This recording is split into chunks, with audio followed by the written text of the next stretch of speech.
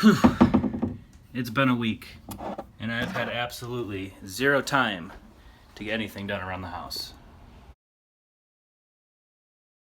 I have an absolute mountain of dishes that I have to get done, and you guys are going to have to go ahead and come along for the ride.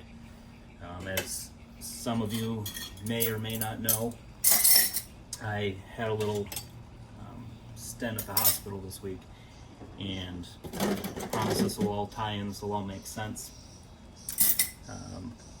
Long story short, I was at work and I've had some anxiety issues my entire life, and this one got really bad. I've had panic attacks before, but this one actually caused a hospital visit. I guess I'll spare you some of the details, but at the end of the day, if a panic attack is an appetizer, what happened to me was absolutely the main course. I went in, I honestly thought I was having a stroke for all intents and purposes. The ER nurse thought I was having a stroke, the ER doctor thought I was having a stroke.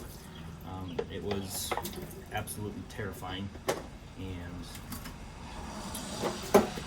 I had no motor function. I could barely move my limbs. I couldn't talk, and I was showing signs of a stroke. So they rushed me into imaging, did a whole battery of tests, and as they were wheeling me into the CT machine,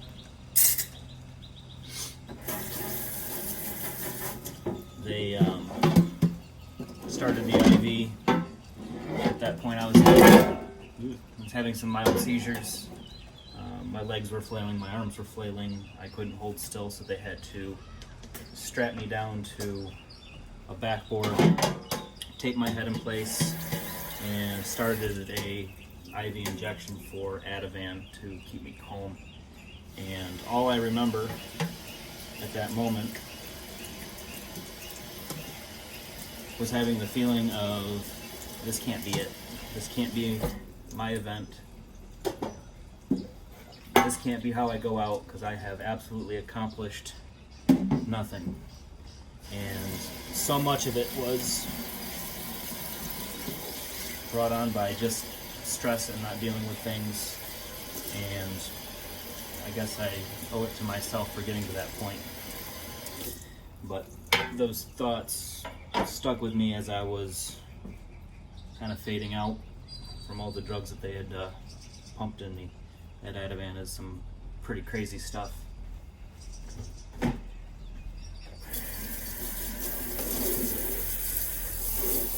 So anyway, that being said, how I said it would tie in is that I feel now more than ever more motivated to get this business off the ground so that I can go ahead and find some sort of peace, move on to something different. My job is challenging. It's great, but it has its drawbacks. And forever I've wanted to own my own business. And I know that comes with its own set of stress, but I get to at least play by my rules. So I guess a little bit of an origin story on why I want to do a whiskey lounge is, first and foremost, I love whiskey. And I started drinking whiskey in my early 20s. And it was originally something that I did to try to differentiate myself from everybody else. You know, everyone would have their Miller Lite or their other beer of choice or their mixed drinks. And I wanted something a little more sophisticated. So I chose to be a whiskey drinker. And I guess I was emulating my dad a little bit. My grandfather, they were both whiskey drinkers. I mean, they were not to the aficionado level, but they definitely enjoyed their whiskey. So that's what I gravitated toward, and I immediately fell in love with the flavors of it and as I grew older, I started exploring everything and figuring out exactly how it was made, how different flavors are created, and I found it fascinating. So I had a small collection,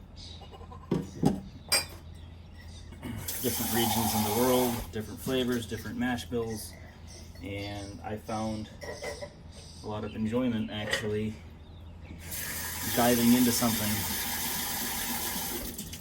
because I can hyper nerd out on just about anything that I feel passionate about.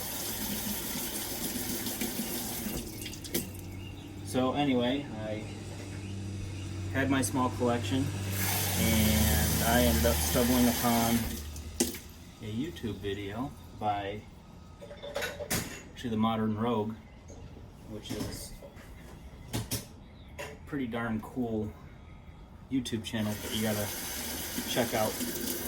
But they ended up touring a place called the Wizard Academy and introducing me to Dan Whittington, who is the head honcho over there at the Whiskey Marketing School. And his passion really just kind of sparked something in me, and I really wanted to take everything to the next level. So I started following his content and learning more than I thought I could ever know, and found a community. And within that community, I didn't know it, but you know, they were at their infancy. So I kind of got a sneak peek at the ground floor, and I just really resonated with that group to the point where I became a Patreon supporter of them. I've actually gone to Austin. I've helped through Patreon with the rest of the Magnificent Bastards crowdfund the distillery. I'm one of the original knights in the group,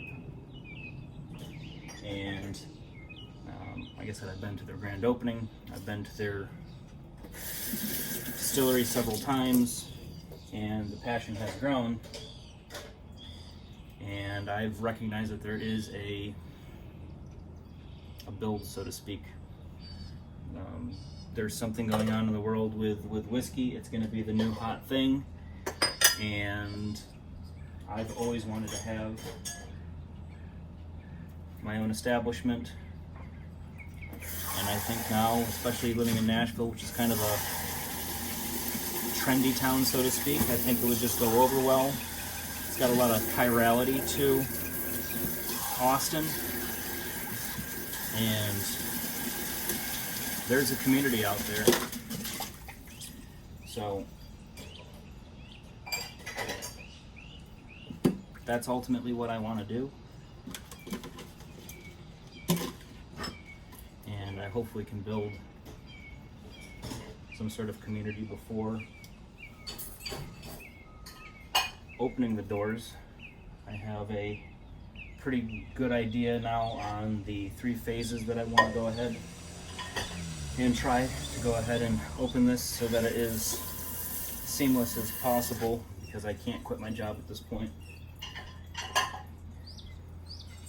So you guys are going to have to come along for the ride. And more details will come out as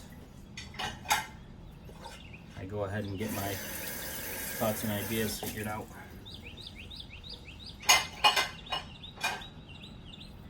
But I'm still excited. My little incident this week isn't slowing me down. If anything, it's keeping me focused. And this is going to have to be my new format too for my videos. I just don't have enough time to commit an entire day of shooting and an entire day of editing and go to work 60 hours a week and do my business plan, etc. So I gotta go ahead and keep my chores part of my off days. So this is kind of my Mr. Rogers format, if you will. You guys will have to let me know if you like it.